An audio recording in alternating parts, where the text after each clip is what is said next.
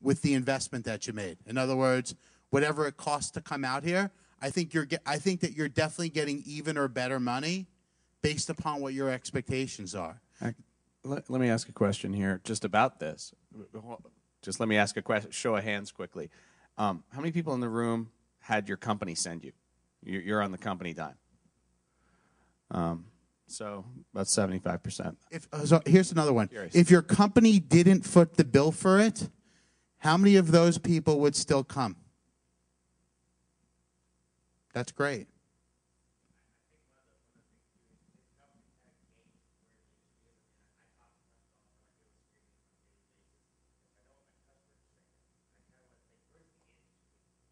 Great.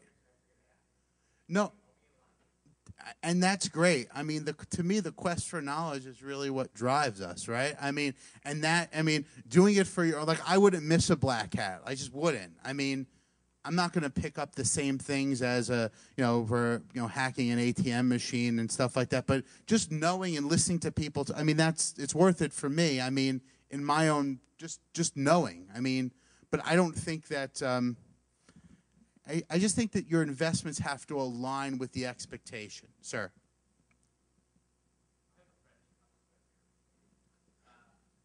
We'll call him the man in the orange shirt. Anonymously.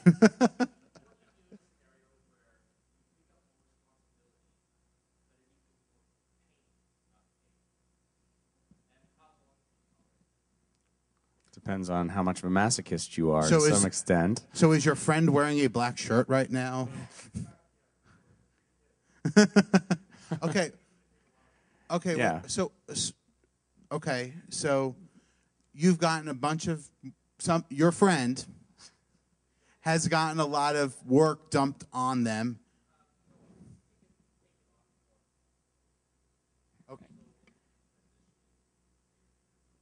Okay.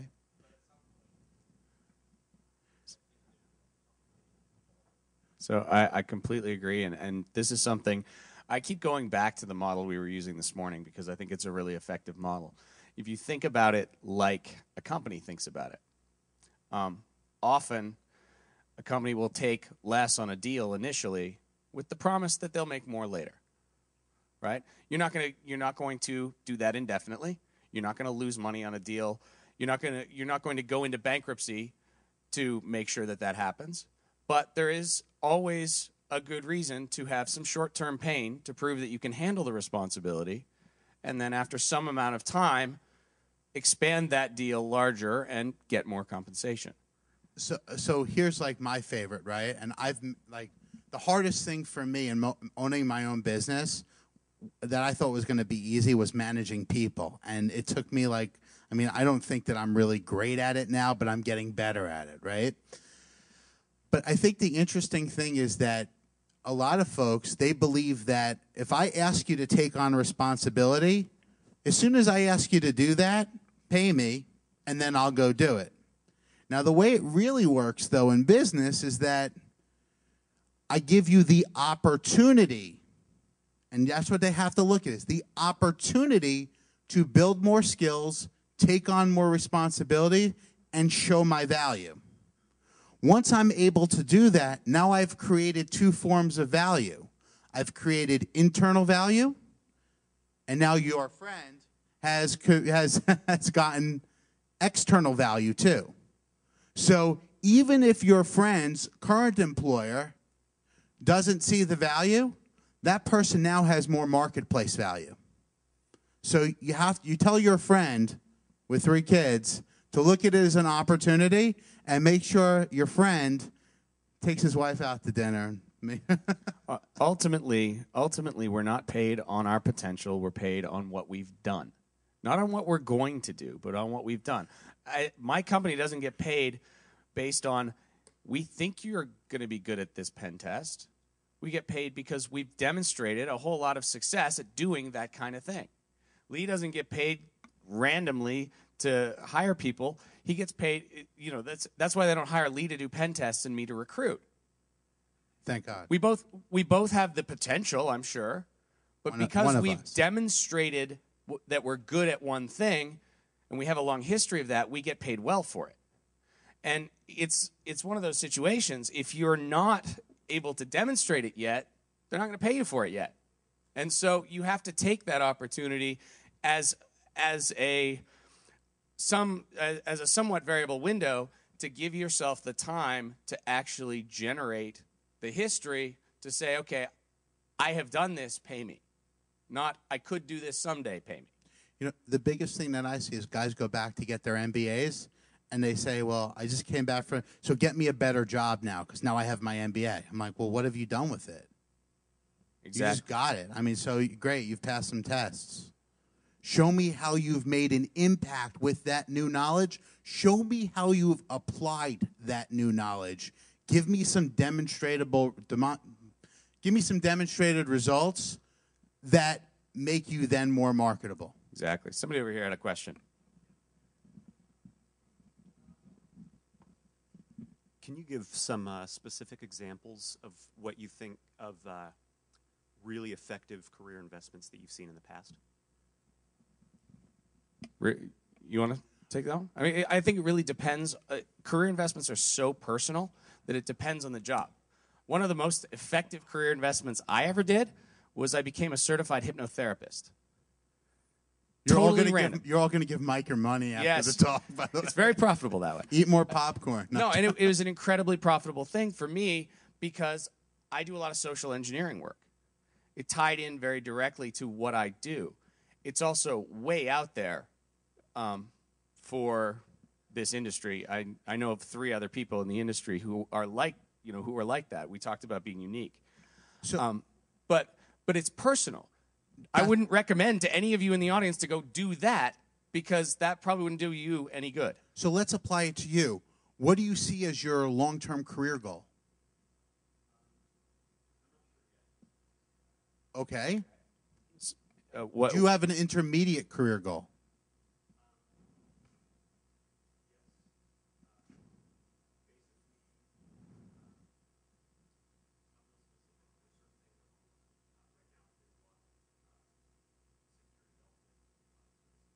So here's the thing.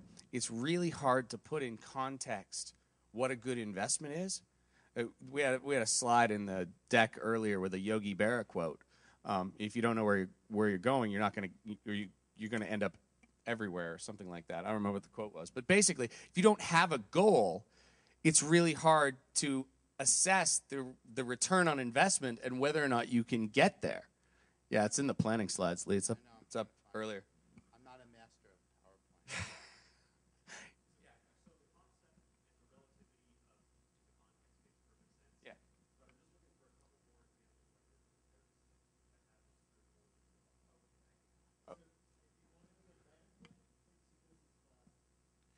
Okay. So here's the thing. If you want to be in management, one of the things that made me a much more effective manager was going and learning about finance.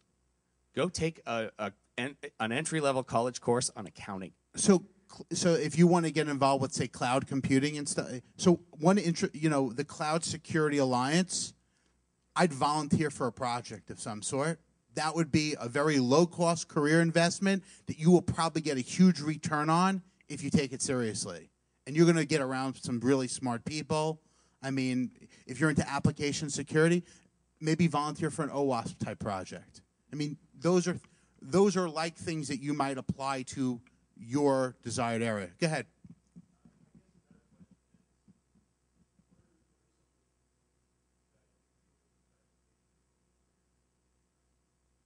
I think my CISSP, when I got it, was really valuable. I was 4 years into my career, and that was back then, I was like the 11,000th CISSP, so the ranking system was a little shorter back then, so it actually meant a little Mike more. was as high as 962, but then he got knocked down. Yeah, I had that bad losing streak. So for me, right? I mean, I've been very fortunate to have exposure to a lot of, whether it's through my recruiting job or through my personal people that I know, some really successful business people who I've done nothing but listen to, have breakfast with. Some have been a little bit closer than others. And people have taken me into the development of their company, the development of their people, their challenges. So I can't say that that was a structured, but I took a lot of time away from what I did to make sure that when I had that access, I was able to utilize that. I'll actually put another one out there because I think it's instructive. I, at one point, took a job that I absolutely despised for an entire year because I knew I'd spent most of my career, early career, running R&D for a product company. Right? That's where I came up, one of the security vulnerability management vendors. And I'd spent a lot of time on the product vendor side of the world. I had been a consultant, then I had been in a product company, and I knew if I really wanted to advance my career, I had to spend some time as a customer. I had to, if I really wanted to get it, and I knew I wanted to run my own businesses at some point. I knew that was my plan. If I really wanted to get, why does a sales cycle take 9 months sometimes? Why, what are the internal problems? I had to go live that for a long time. And that was the most frustrating year of my life. It's like method acting. It really is. Yeah, it was awful. It was absolutely awful. And I introduced Mike to that job. Lee actually did. It's the one time he and I worked together.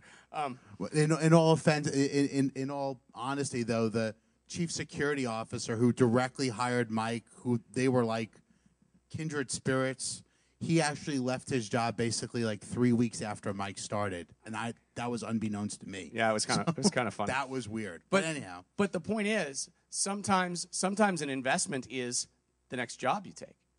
That was a detour on my career path that I knew precisely what I wanted to get out of it, and I knew what I was sacrificing. It was not a fun year. So there's a question over here. Okay, good, because we only have like 5 minutes. Oh, seriously? Yeah. We'll get these two in for sure. Okay. Yeah, thanks. Not really so much of a question, but in terms of your investment, this is going back to time and to your point. One of the things that I have found to be a significant advantage of is internal or external. If you can find a committee, like with what you were just talking about on Cloud Security Audit Committee, what's generally going to happen is you're going to now be at a peer level with individuals that line item-wise are going to be considerably higher than you. So you, by direct correlation, you're getting basically free marketing for yourself. You're creating a network, and you're also enhancing your skills, not only in terms of understanding, this scenario, cloud computing, but also what are the heartaches that those other peers realize that they had to have a gap filled somehow, some way. I always quote from Tom Peters and say that cool friends equals cool you. Your personal brand is the people you know. Ultimately, you are known by the people you associate with. So if you there's all this work that shows the impact of social networks on personal development. You're likely to weigh similar to what your friends weigh. You make similar money to what your friends make, and changes in your social status change you very effectively. And there's whole bodies of research that I could spend hours on, but I won't. What's really interesting is if you want to be a great pen tester, go become best friends with 5 great pen testers. It rubs off by osmosis. And so as part of your investment, as part of career investment, who do you want to be friends with? Who do you want to hang out with is part of that conversation. I think we have time for 1 or 2 more questions. As somebody who does recruiting and I'm somebody who's a young professional, I've been working for less than 5 years. Have you noticed any trends as far as age-wise or otherwise as far as retainment within a company? I mean, retention about retention as an employee within a company in this industry? Well, I think that's very individual, right? I mean, as far as trends are concerned, I mean, I think the company, different people get bored quicker than others. Different organizations have baked in learning opportunities than others do. I think that the most important thing that you can do early in your career is find a place that will give you the ability to learn, that will give you access and give you ability to maximize your value. I think that if you put yourself in a place that's not enabling you to do that and you've really tried to do those things, then I think that you know, you can take your experience and try to find an environment like that.